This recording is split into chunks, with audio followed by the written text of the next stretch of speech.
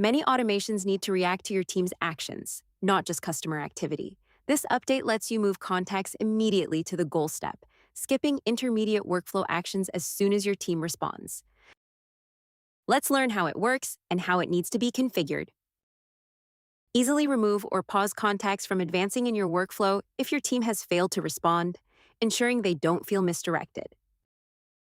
When configuring your action, you can include all or specific response channels by checking the box next to them to limit valid responses. This goal type allows you to specify the user who must have responded to the contact, supporting responses from any, assigned, or specific users. Let's go over how to configure the user replied option in your goal step. Add a goal action to your workflow. Select user replied as your goal type. First, select the response channel. Then pick the user type you want to include, and if selecting specific users, select the team members you want to include.